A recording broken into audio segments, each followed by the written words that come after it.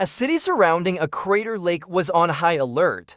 At the center of the lake, a strange flower had taken root.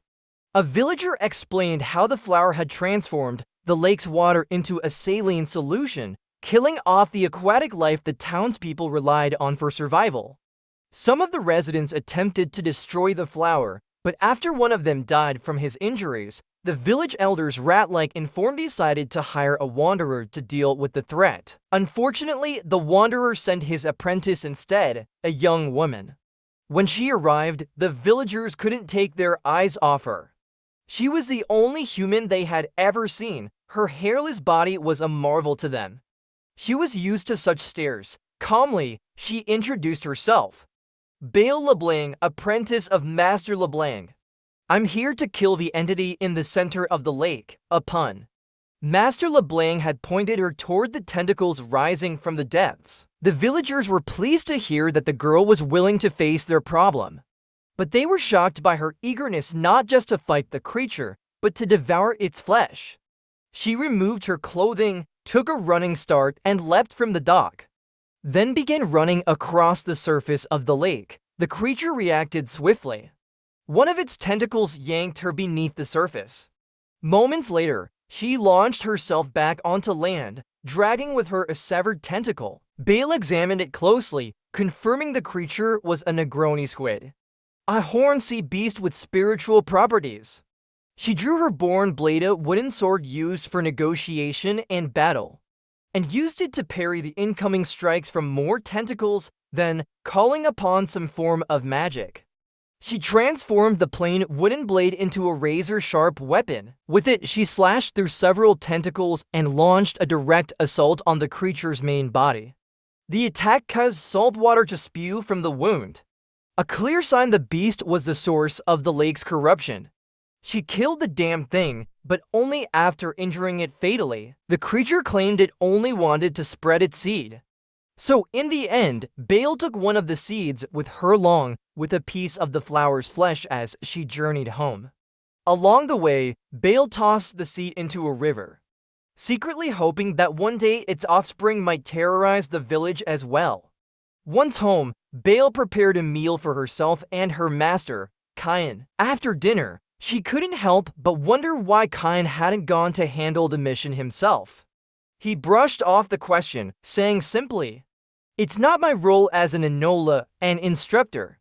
They discussed continuing their travels, especially since Bale feared she might soon be hunted by the insatiable forces of the Void Legion. She asked whether they would ever meet anyone like her, someone of her kind, but Kyan dismissed the idea.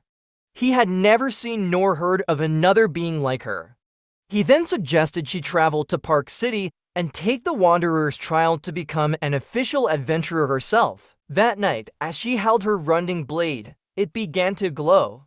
A vision flashed before her eyes. She saw herself as a child, surrounded by people recoiling in disgust at her appearance. She ran from them toward a distant castle, where she found the sword, chained and waiting in an old storage hall. When she touched the sword, the chains vanished. The blade began to glow red. As she stepped out of the storage hall, a guard attacked her, and she defended herself. Then the sword spoke to her. A second guard, realizing she had come solely for the sword, did not stop her. Instead, she was locked in a room with the blade. That's where she fell asleep, and awoke the next morning in her own bed, the sword resting beside her. She whispered, "I'm glad you understand." The next day, she told Kyan she would take the trial and become a true wanderer. Outside, they prepared for her final lesson. Kyan revealed the truth: all wanderers bear a curse. His own curse made it impossible to fight unless he was teaching someone. Apparently, the curse must be passed down through blood, so they each cut themselves and pressed their wounds together. Chin's face began to blur. Bale's memories of him started to fade. He explained, "This is how it must be. Anyone who questions this process is a fool." Even though Bale would forget everything, all the time they had shared, the lessons he taught would remain. Somehow remembered and yet not. And whether that made any sense or not didn't matter. Now, The only thing she had to do was kill him, only then could his legacy live on. Though by killing him, she would also erase it. Somewhere in a glowing rocky forest, Bale wondered if she had been born from some kind of stone egg. She looked up at the sky, searching for another world maybe. She didn't even come from this planet. As she lay down to rest, a silent observer perched in a tree above watched her with satisfaction. At last, he had found the girl of reason. The pendant around his neck began to glow when Bale awoke. A rabbit appeared and gently tugged at her sleeve. She offered it a sip of her drink, though the rabbit didn't seem interested. Not giving it much thought, Bale continued on her journey to Park City. When she arrived, the townsfolk whispered as she passed. Startled by her appearance, she walked into a tavern, where the owner gave her an unsolicited lecture on how things worked in this city. There are two classes here, he explained, the good and the wicked. Suddenly, a wave of memories hit her, fragments of Cain. Though she couldn't quite recall who or what he truly was, a commotion broke out behind her. Bale turned and saw the rabbit-like child, surrounded by thugs, clearly from the so-called evil class intent on doing him harm. Bale reached for her sword. She prepared to strike, but something held her back. Instead of attacking the thugs, she destroyed the boy's sword. One by one, the blades of the gang shattered into pieces, sending the boys fleeing in fear. The tavern keeper pulled her aside urgently. "You have to leave now," he said. "The good men will be here soon, and they'll come to arrest you." The tavern keeper mentioned something strange, that a sword broken in such a way can never grow back. It was a cryptic remark, hinting at the idea that the metal was alive in some way, or perhaps that the sword's nature was bound to something deeper. Bale was unable to avoid the authorities. She was taken to a dungeon prison, to be held there until they could determine what really happened. Oddly, she wasn't shaken. She'd spent time in a prison before, as a child, though she couldn't remember it clearly anymore. As she sat in her cell, she came to a realization. Her inability to cut down a pun had to be part of her curse. And the fact that she couldn't remember Cain, that too, was a symptom. Something inside her snapped. Bale broke down the cell door and demanded to see the guard who had arrested her, the same man who had captured her when she was a child. Meanwhile, back at the tavern, a hooded figure appeared in the doorway. The tavern keeper gasped in shock and muttered, "An Adonis." Apparently, they weren't supposed to be outside. The figure's eyes locked onto the broken sword. The tavern keeper quickly explained that some of the boys involved were staying upstairs. Outside, the Void Legion marched calmly through the streets. They were zombies, only zombies, but their presence alone was enough to silence the city. The tavern keeper whispered something about them, gathering numbers, growing stronger back in the city center.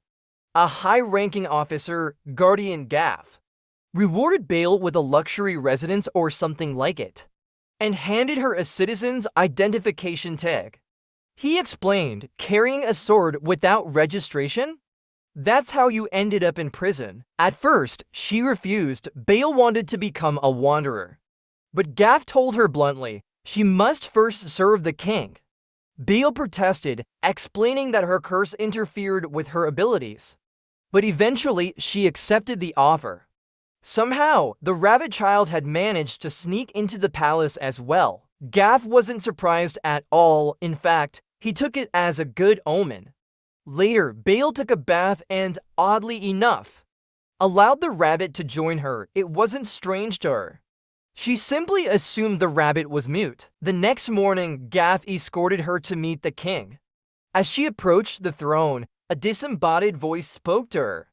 It told her that she must entertain God to complete the contract ceremony. The king, it explained, was merely a vessel, a servant of God's will. The throne itself was no ordinary seat. It was a growing sword and also, somehow, a tree. The voice warned her that the true priests were near. They were twins who shared one body, each with an extra head embedded in their chest. For reasons not explained, the voice urgently told her to bow, but just before she did, Bael drew her sword.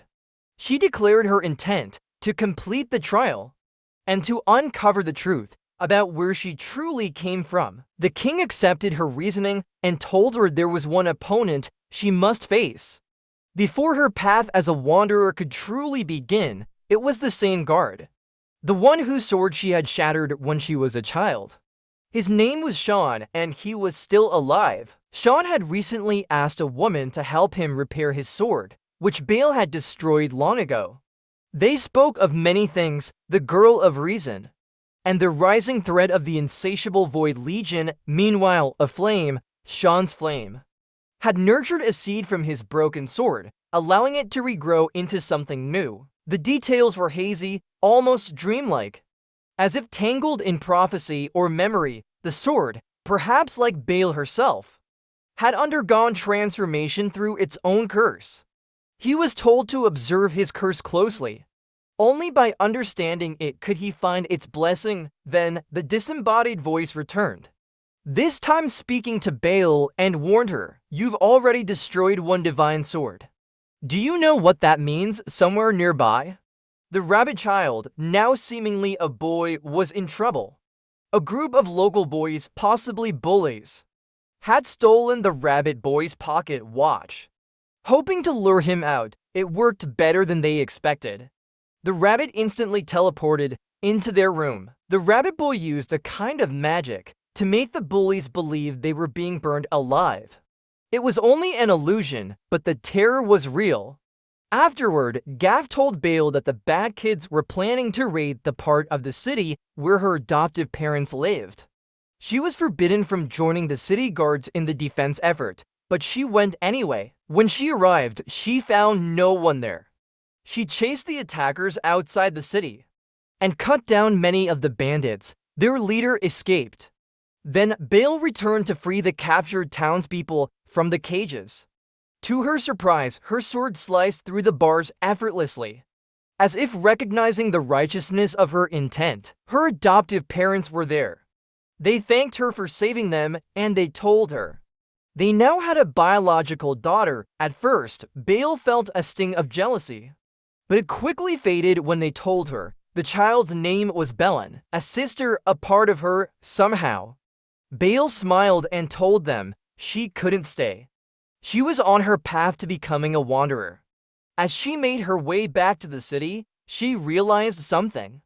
Her pendant was missing. She paused for a moment, then quietly accepted that she would never find it again. She walked on as if nothing had happened. But in the shadows, one of the bandits, the one who had escaped, had taken the pendant. Suddenly, the rabbit child appeared before him and offered to trade the pendant for the boy's stolen pocket watch. A moment later, the rabbit teleported to Bael's side. He looked up at her and asked, "Did you lose something?" So she lied and said, "No." The rabbit introduced himself as Kitty the Owl and claimed he already knew her name. He thanked her for taking care of Kitty the Nothing, but gave only vague answers when Bael asked if they were somehow connected. Then he took her to the Wanderer's bar. Inside, he asked her to listen to a song he had requested. Bael was confused. "Why is the woman singing?" she asked. "We're not planting crops or building anything." Kitty just smiled because it's normal. It doesn't need a reason, as the woman sang. Bael realized she was singing her name. Her heart stopped. Her parents knew this song. They had sung it before. They had always said, "One day you'll find yourself in the place this song speaks of." And now she was here, just as they had said. The rabbit disappeared. Only the pendant remained in his place. Bael collapsed, emotionally overwhelmed. The next day, she visited the king, who paid her for her service by weighing her sword on a scale. Naturally, B was with her, walking and talking. He told her that one of the top soloulless, the elite of the kingdom, was a mermaid named Tisano, who had changed their gender. Another was Adonis, and the moment the name was mentioned, Bael turned and saw Adonis being punched in the face. As she waited for her next mission, Bale came across more abominations. Creatures that were part animal, part plant. She recalled her confrontation with Adonis, and how she'd once handed a sword to the rightful owner. Someone long dead that got her attacked by guards. According to Gaff, Adonis didn't grow his own sword.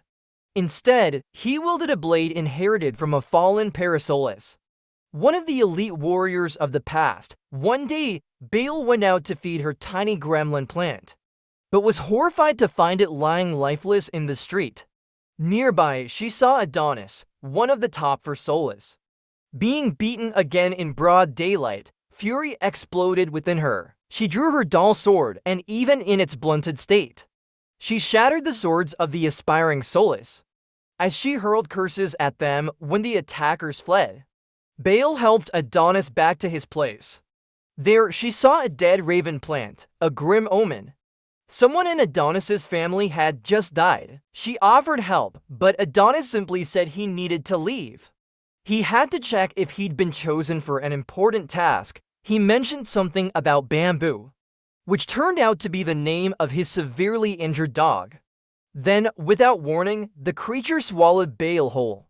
Inside, she found herself in what felt like an entire room. A bizarre, claustrophobic nightmare trapped inside a living being. Once everyone was inside bamboo, the giant creature began its march toward the palace, with Adonis leading the way, and Bale and the others trailing behind along the journey. Adonis revealed his collection of stolen swords, each marked with a spell. And after the spell, a simple question mark, a symbol that served as both a mystical seal and his enigmatic nickname, the question. Bale tried to sneak a peek at his sword, but Adonis stopped her, which ironically confirmed her suspicions. He couldn't grow a sword of his own. When they arrived at the palace, they caught the tail end of the king's speech. A name rang out, Tiano. Adonis quietly revealed that Tiano had turned to the dark side, joining the rebel faction, the very group of delinquents Bale encountered on her first day in Park City. The king announced their names, among many others, and they were drafted into the same unit, trained side by side to prepare for a strike on the rebels' hidden base deep within the catacombs. The first wave of soldiers would breach the entrance. Bale and Adonis would follow soon after as part of the second team. That night, Kyan met with the rabbit boy, Kitty the Owl. With a calm but chilling tone, Kitty warned him, if Bale ever stepped outside the parameters, vague and undefined as they were, he would not hesitate to kill her. The next morning, Bale, Adonis, and the rest of their unit set out toward the battlefield. When they arrived, they learned the Vanguard team had completely failed in their mission.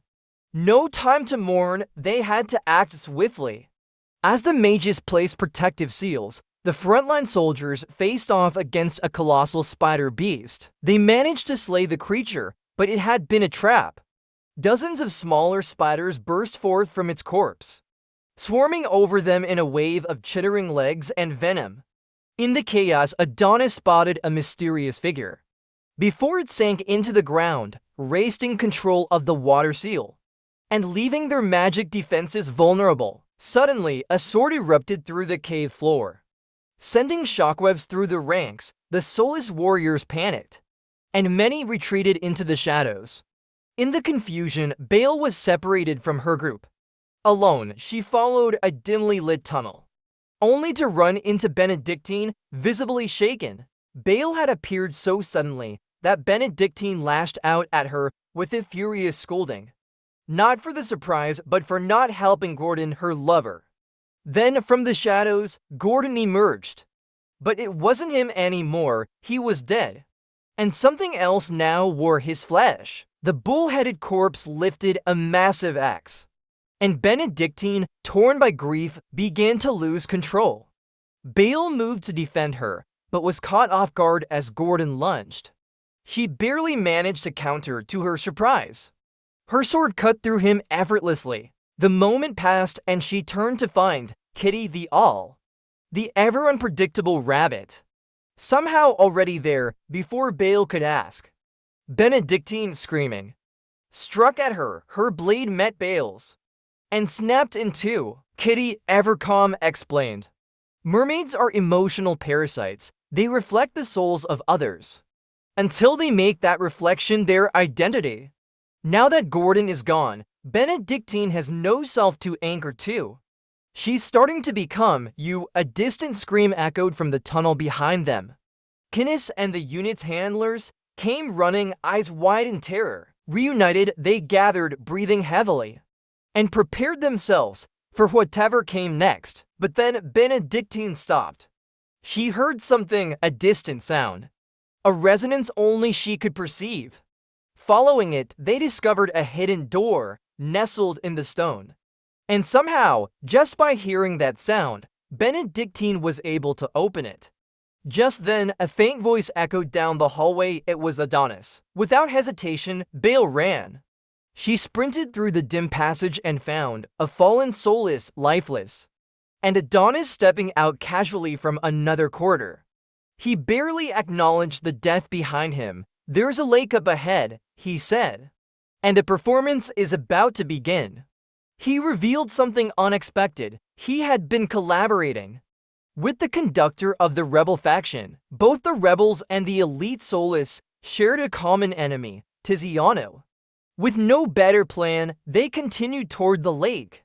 There, they found a grand platform rising from the water's surface, linked to shore by a narrow, worn bridge. Atop the platform sat Tiziano, raising the dead from the lakebed, orchestrating a grotesque battle between good and evil, like a war symphony. But the moment he noticed their presence, Tiziano reacted. His eyes burned with malice. He summoned a wave of zombies and hurled them toward the group. As they turned to flee, a small insect-like child emerged from the fog. Without explanation, it beckoned them to follow, then vanished into thin air. They didn't question it.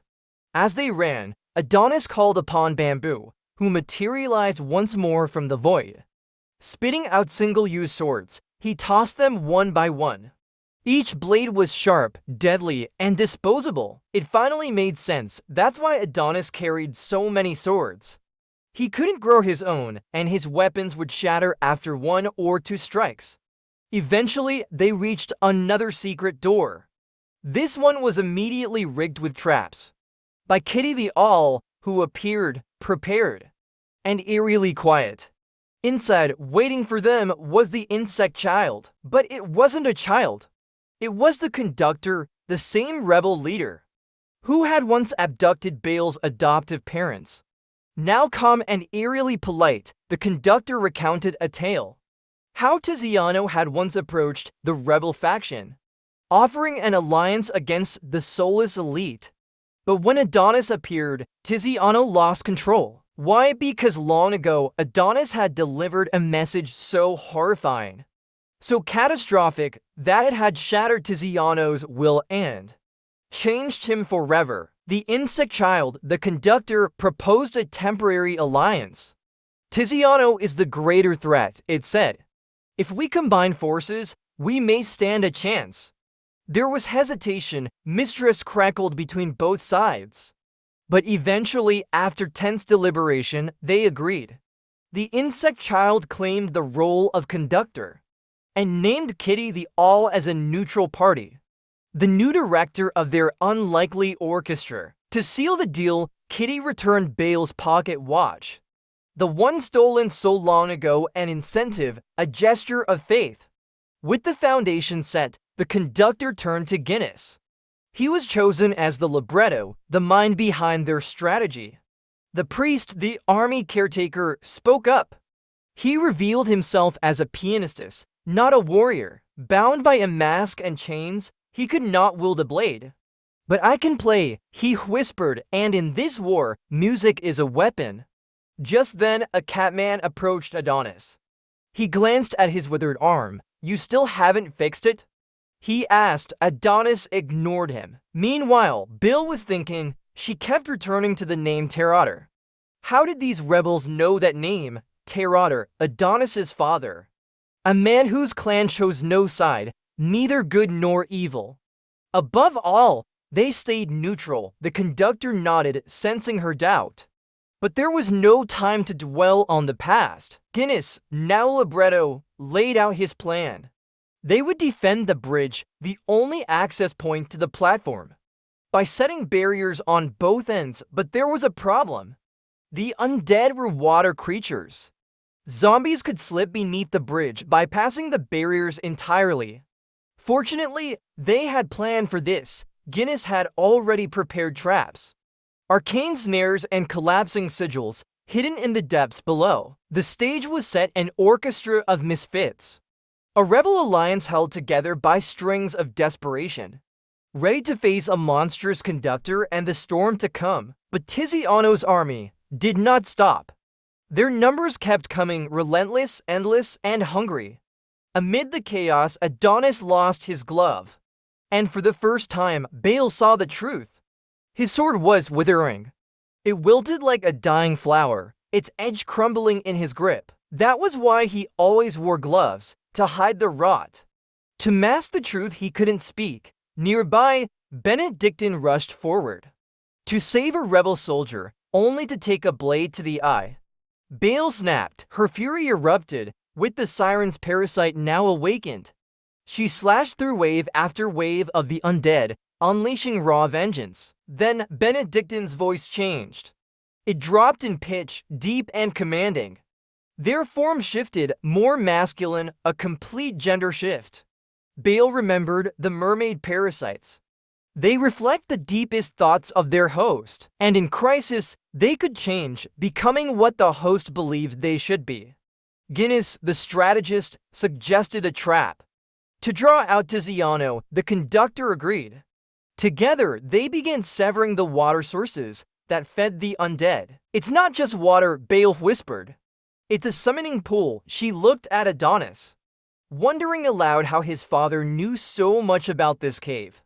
He shrugged her off, giving a vague answer about spiritual sight and seeing in darkness, but truthfully, he could probably just see in the dark. We're heading to the celestial cemetery, Adonis finally said. When they arrived, they stood before the ancient structure, the heart of the graveyard.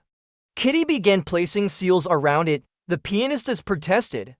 Why in the name of all music would we hold our final stand in a graveyard? No one answered. They all stared into the silence, into what lay ahead. Then it began. The undead came. The seals not strong enough. Guinness and the conductor spoke in short, clipped tones, the language of people who've seen too many wars.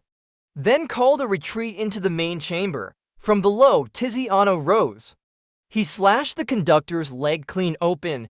Bale and Adonis lunged forward, catching him before Kitty activated the trap. An inferno engulfed the chamber, but it wasn't over. 3 blood-drenched giant zombies emerged, pouring their blood into the summoning pools as others scrambled to respond. Tiziano struck again, severing Guinness's arm.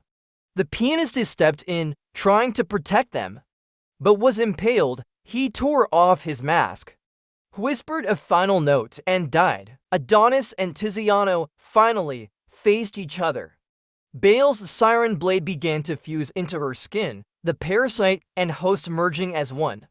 Adonis stabbed Tiziano, snapping blade after blade. But nothing slowed him down. Then a tide of blood swallowed them both, dragging them into a liminal dimension. Bale and Kitty dove in after them. Inside the pocket realm, Tiziano floated, laughing. Untouchable, Adonis kept slashing.